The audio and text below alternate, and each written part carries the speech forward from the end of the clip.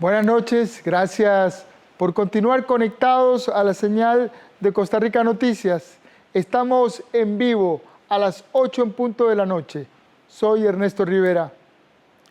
El momento inicial de responder a la pandemia con unidad y coordinación entre el gobierno, la asamblea y los líderes comunales parece haber quedado en el pasado. Y da la impresión de que comenzó un segundo momento político más beligerante, en donde las respuestas a la pandemia se orientan a buscar el apoyo de públicos muy específicos y locales. Los diputados rechazaron el presupuesto extraordinario, a pesar de que este rechazo deja sin fondos a 200.000 planes proteger y frena el pago de 30.000 millones de la deuda del Estado con la Caja Costarricense del Seguro Social. En el ámbito comunal, alcaldes como los de San Carlos y San Ramón se opusieron con vehemencia a la instalación de albergues de cuarentenas para gente contagiada de COVID. La presión y el miedo que genera la pandemia debilitaron los lazos de solidaridad entre los ciudadanos. ¿Cómo entender estas actitudes tan localistas? Para analizar estos temas, invité al politólogo, especialista en comunicación y profesor de la Universidad de Costa Rica, Gustavo Araya. Buenas noches, Gustavo. Bienvenido al set de Costa Rica Noticias. Buenas noches, Ernesto. Un placer estar con vos, más bien. Muchísimas gracias. Gustavo, así como estamos atravesando una segunda ola pandémica con más cantidad de casos diarios, hay también un segundo momento político en las relaciones entre gobierno, asamblea y municipios. Sí, probablemente incluso mucho más compleja, Ernesto, de considerar solamente la relación con la Asamblea Legislativa y los municipios. Probablemente estos como, digamos, lugares en donde se discute política pública, local y nacional, sean los reductos últimos en donde vemos las manifestaciones de una pugna por el poder que se está dando en este momento, pero esta pugna viene, digamos, refrendada, viene firmada por diferentes sectores, no solamente comunales, no solamente nacionales, económicos, sociales, culturales. Aquí hay toda una especie de, digamos, de reconstitución o tratar de reconstituir a la Costa Rica de hoy en día y del futuro cercano, en donde hay una pugna detrás de intereses muy importantes y que se da merced especialmente a vacíos importantes desde la agenda de gobierno. ¿Cuáles serían esos vacíos? ¿Y Básicamente cuáles serían esos sectores que están pugnando? Me dejaste con la duda. A la mitad de la respuesta. Vamos a ver, Ernesto, si pudiésemos hacer una mirada un poco más hacia atrás, el gobierno entra con una especie de acuerdo que se da firmado merced a el acuerdo con el Partido Unidad Social Cristiana entre las dos rondas electorales, donde hay una agenda muy clara que cristaliza básicamente con todo lo que fue la primera parte de esta administración y se da, digamos, merced a la aprobación de la ley de fortalecimiento de las finanzas públicas, ¿verdad? Ahí había, digamos, un primer acuerdo en el que participa no solamente la Unidad Social Cristiana de manera electoral o preelectoralmente, sino que también convergen algunas otras fuerzas importantes dentro de la Asamblea Legislativa que cristalizan fuerzas importantes también a nivel económico, ¿verdad? Ahí hay un desfile completo de diversos sectores económicos en la Asamblea Legislativa que, bueno, finalizan con la aprobación del proyecto de ley 20.580, hoy ley 9635. Ahora bien, una vez finalizado ese proceso, si mal no recuerdas, te acordarás que fácilmente, digamos, es posible entender que el gobierno carecía de cualquier otro tipo de política pública, digamos, de peso y más bien retrasa las dos que se esperaba desde los sectores políticos, de los sectores económicos más importantes que el gobierno, digamos, enfrentara. El tema del empleo público y el tema de la transformación institucional. Ninguna de las dos se dan, el gobierno de alguna manera, digamos, no apuesta fuertemente a esto para no perder más rédito de cara a un sector burocrático público, pero especialmente también a una reconfiguración del modelo de desarrollo nacional y prácticamente, digamos, el gobierno empieza en una caída libre, ¿verdad? Además de la proferida por la aprobación del paquete fiscal, cae literalmente en la aprobación de gobierno, y este tercer momento, que se constituye en este momento de pandemia, conforme, digamos, le permite al gobierno de alguna manera un respiro, la reconstitución, digamos, de las legitimidades para la institucionalidad, para el tema democrático, para el gobierno mismo, para el presidente de la República, digamos que una especie de luna de miel propiciada de alguna manera por esta, digamos, pandemia, pero de alguna forma, conforme a medida que se han ido, digamos, liberando o han ido bajando las medidas restrictivas y se ha hecho más presión para que los temas de carácter económico adquieran una relevancia mayor, a falta de una agenda de gobierno, de propuestas claras del gobierno para salir y hacerle frente al tema económico, reconocido hoy, por ejemplo, con un video que anduvo en redes sociales, hasta por el propio José María Villalta, lo que ha habido es entonces, digamos, una hoja en blanco que se la están tratando de escribir al gobierno desde diferentes sectores. Número uno, el sector municipal, acordémonos que logró, digamos, saltarse el veto presidencial y la regla fiscal. Entonces el sector municipal, digamos, logra imponerse a través de los diputados que están en la Asamblea Legislativa. Hay sectores importantes que no están contribuyendo, dicho por el propio exministro de Hacienda, Rodrigo Chávez, en donde podría llegar la evasión fiscal por encima de los 3.000 millones de colones, 3.000 millones de dólares, perdón, en los presupuestos, en donde, digamos, todavía no está claro, ¿verdad? Y hay una negativa a dar a conocer quiénes son los grandes evasores en este país y quiénes, por ejemplo, podrían verse perjudicados. Eso es un sector económico importante, pero también, como bien lo señalas, hay localías relevantes. El tema de San Carlos, por ejemplo, San Ramón de Occidente en términos generales, pero San Carlos en particular, acordémonos de que ha tenido desde las manifestaciones del sector de METSE, del Movimiento de Educación o Educativo de Segunda Enseñanza, acordémonos las manifestaciones de padres en contra de las guías sexuales y de afectividad, acordémonos también del obispo de San Carlos, hablando, digamos, de la negativa de lo que sería el apoyo que en ese momento le decía incluso al gobierno, al presidente, que no firmara la norma técnica para el aborto, etcétera, etcétera. Digamos que esas localías han encontrado también, digamos, de alguna manera una manifestación. Entonces, tenemos varios sectores. Hoy, por ejemplo, o ayer, estaba el Sindicato de la Educación Costarricense, el SEC, diciendo que por favor dejen al sector público y que especialmente al sector educativo, que no tiene nada que ver. Ya don Albino Vargas también levantó banderas, etcétera, etcétera, etcétera. A falta, acordémonos del dicho que dice que no hay, en política no hay espacios vacíos. Si el gobierno no tiene un liderazgo fuerte, si el gobierno no tiene una hoja de ruta, esa hoja de ruta se está marcando desde fuera, y se está marcando desde fuera desde los puntos de vista geográficos, nacional y local, y desde diversísimos puntos de vista, desde lo cultural, desde lo ambiental, desde lo económico y desde lo social. Dentro de esta dinámica que parece estarse instalando en este segundo momento político o tercero, da la impresión de que se está utilizando como dique de presión, como carta de presión, el fondeo de los bonos proteger. El gobierno alega que si no le aprueban el presupuesto, no tiene más dinero, y los congresistas le piden al gobierno que antes de aprobar el presupuesto se reduzca el Estado. Y en el medio de este ping-pong está la gente que quedó desempleada.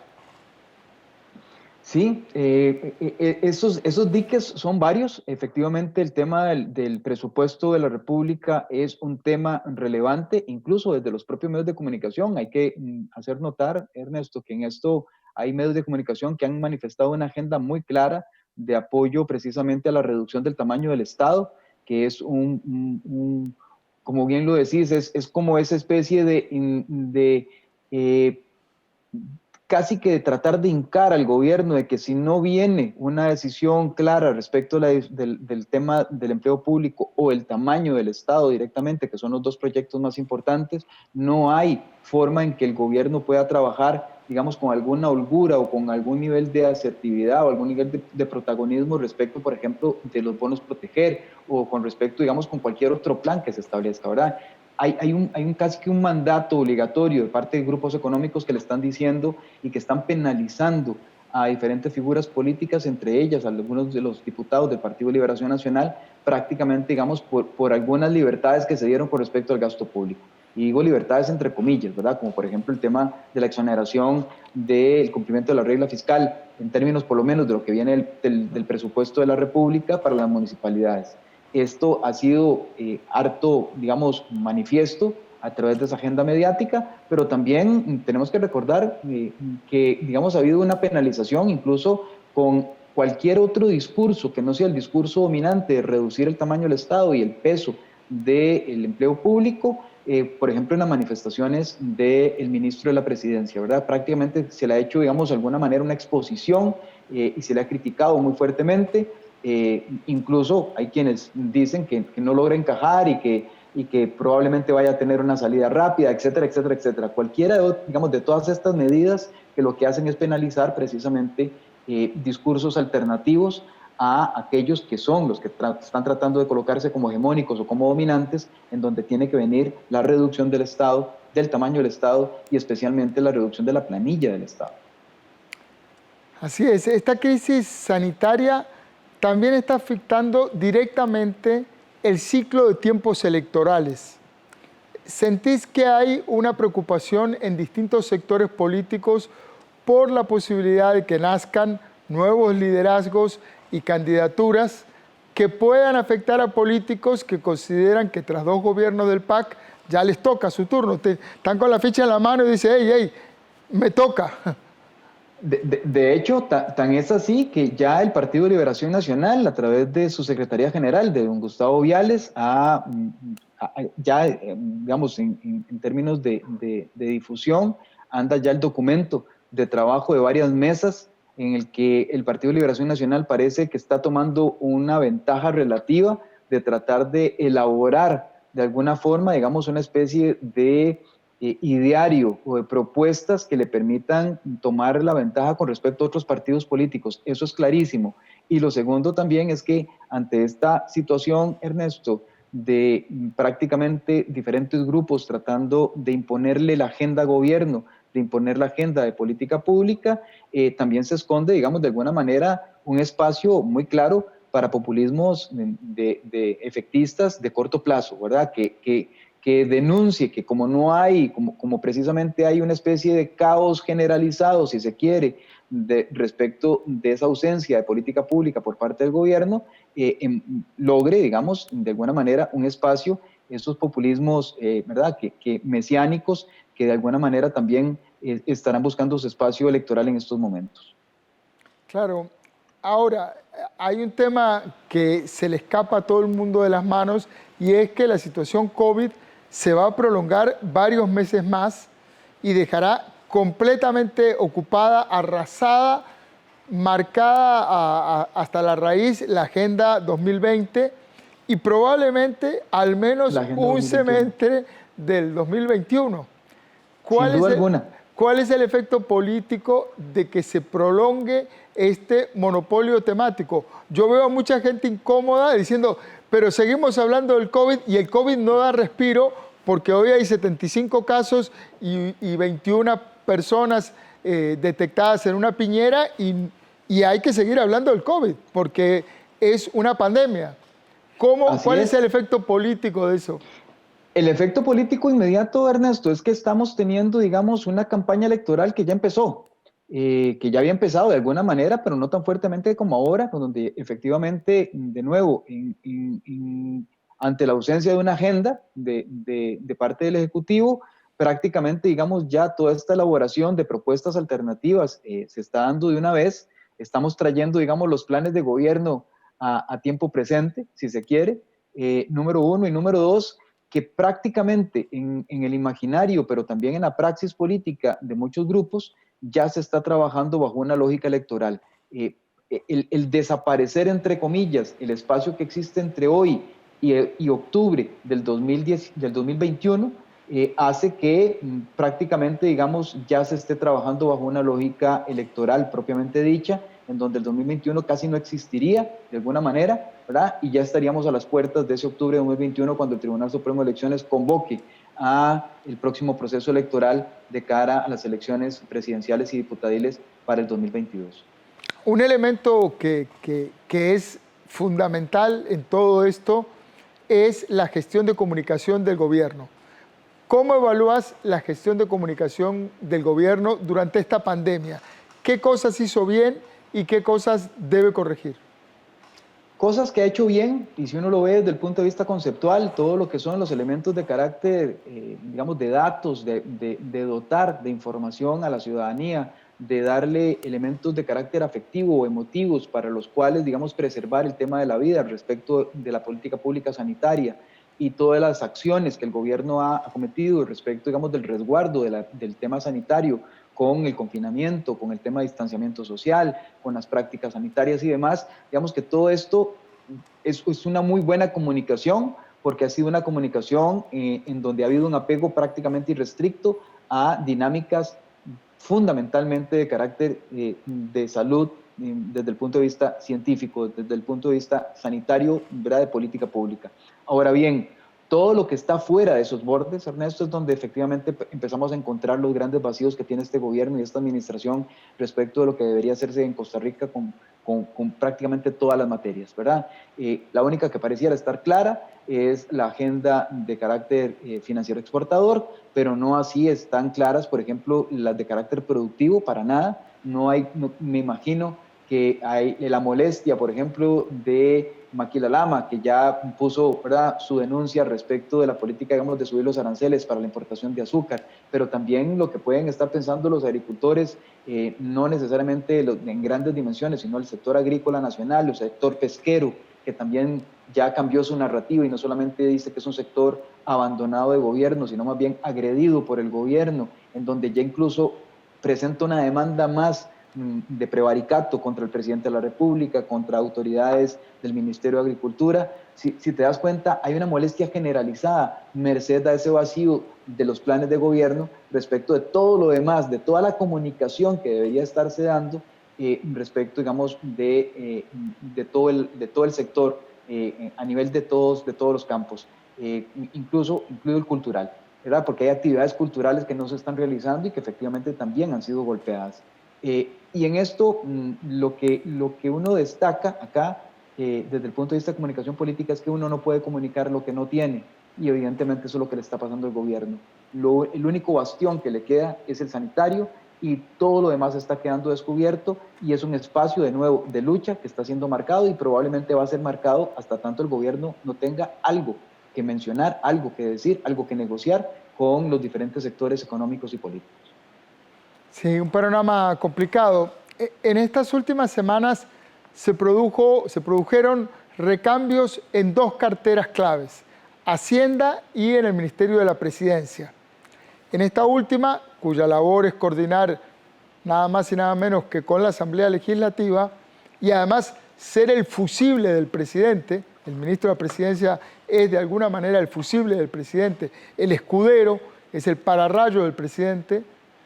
Allí el nuevo ministro, don Marcelo Prieto, ha efectuado declaraciones polémicas que le han generado ya en corto tiempo fuertes críticas. Uno tiene la impresión de que hay una confusión. ¿Habla don Marcelo a título personal o su discurso representa el pensamiento del gobierno? Don Marcelo habla a título personal, fundamentalmente por la ausencia de un discurso de carácter gubernamental. Ante la ausencia de una agenda de carácter, digamos, común en el propio Poder Ejecutivo, la agenda que pareciera entonces brotar, la natural, a la que puede echar mano el propio Marcelo, es la agenda propia, la agenda personal. Y entonces ahí es donde se vuelve muchísimo más polémico, porque de alguna manera también entra en contradicción con algunos otros miembros del propio gabinete. Acordémonos de que el gabinete no es un gabinete unívoco, homogéneo, sino que es un gabinete también que ha venido mostrando serias deficiencias, y aquí ha habido un recambio importantísimo. Ernesto, pasamos de un gabinete en donde estaba don Rodrigo Chávez, que curiosamente se convertía en uno de los ministros más criticados en este país, ahora es un referente para ciertos sectores, ¿verdad? Ha sido incluso citado por algunos medios de comunicación y directores de medios de comunicación con una agenda muy clara que no es necesariamente la agenda ortodoxa, digamos, la socialdemocracia o estatista, ¿verdad? Sino más bien todo lo contrario. Por otro lado, también el ministro de la Presidencia y el ministro de Hacienda son parte de esa agenda que no gusta necesariamente a los sectores económicos, ¿verdad? Que esperaban otra agenda, digamos, de disminución del tamaño del Estado, como le he venido señalando, o de reducción de las garantías o de las condiciones en las que se tiene el empleo público el día de hoy, ¿verdad? Y hay una clara manifestación de esto, por ejemplo, en la Asamblea Legislativa respecto de la comisión que está haciendo las propuestas para el sector universitario. Entonces, esto es importante, ¿verdad? Y bueno, y con eso golpea a don Marcelo, que proviene fundamentalmente también de ese sector y que lo han encarado, ¿verdad? A ver de qué manera se coloca él en esa agenda precisamente para, digamos, marcarle la cancha de alguna forma desde fuera. Entonces, lo que tenemos aquí de nuevo es una reconfiguración del gobierno que pareciera no gustar a estos sectores, que además de estar en pugna por la ausencia de una hoja de ruta del gobierno, es que la agenda personal de don Elian Villegas y don Marcelo Prieto no gustan a este sector y se han convertido esos dos y seguirán siéndolo de alguna manera en dos de los ministros más criticados, especialmente por los sectores productivos privados. Justamente en el caso de Hacienda, el nuevo ministro, don Elian Villegas, tiene ideas muy diferentes a su antecesor y su discurso se nota mucho más emparentado, mucho más arraigado en el pensamiento PAC original. Así es. ¿Cómo analizás el cambio de jerarca de Hacienda? La transformación, si esto fuera una de esas películas en donde la cara se va adaptando desde doña Rocío Aguilar, gracias, de doña Rocío Aguilar, pasando por don Rodrigo Chávez a don Elian Villegas, hay un giro importante.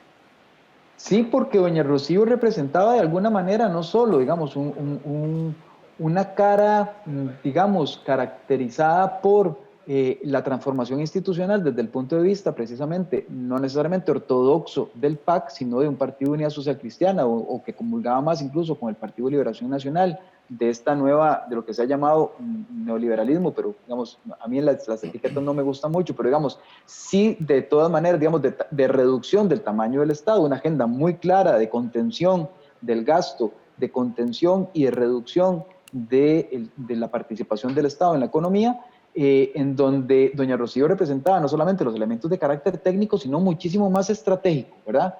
Aquí había una dupla importante, con don Nogui Acosta trabajando muy a la base, con la dimensión prácticamente, digamos, más operativa, y una doña Rocío Aguilar que encaró la situación desde el punto de vista estratégico, desde el punto de vista de negociación directa con diferentes sectores, ¿verdad?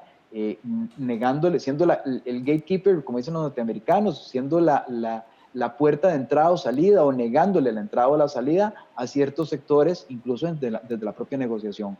Esa era doña Rocío, esa fue el trabajo de doña Rocío, y llegó un Rodrigo Chávez mucho más técnico, mucho más frío, si se quiere, digamos, más apegado al tema de los números, mucho más calculador, pero también menos político, menos estratega, alguien que dejó evidente que había contradicciones fuertes, incluso con la propia agenda del presidente de la República, en dos ocasiones distanciándose públicamente de él, primero en su con salida. el tema, sí, que le ocasionan prácticamente su salida también, ¿verdad? Que estaba el tema del salario, del impuesto solidario, y por otro lado estaba el tema del veto a la exclusión del régimen municipal del cumplimiento de la regla fiscal. Entonces, esas dos, siendo alguien que desconocía su papel estratégico y más bien se apegó demasiado al guión técnico, y le ocasiona obviamente la salida por la falta, digamos, de tacto político en términos generales. Y tenemos a un Elian Villegas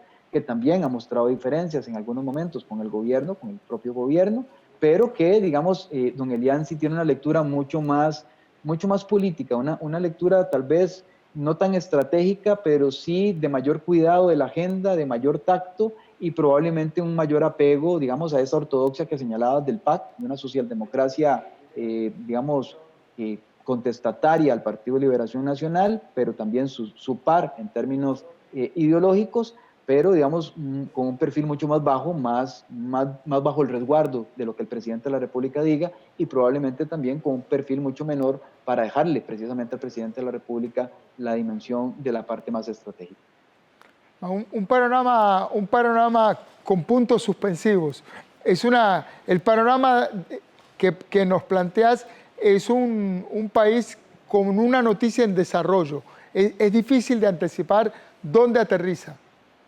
Es muy difícil de anticipar. Lo que sí es que ya estamos en los fuegos electorales, estamos mientras sucede la pandemia y mientras siga sucediéndose, tenemos una pugna político-económica muy fuerte de quienes quieren imponer su agenda respecto del modelo de desarrollo costarricense. ¿Cómo salgamos? Esto va a tomarnos varios meses porque esta pugna, lo que sí le puedo decir, Ernesto, es que va a durar muy buen rato y va a irradiar, querámoslo o no, la agenda de octubre de 2021.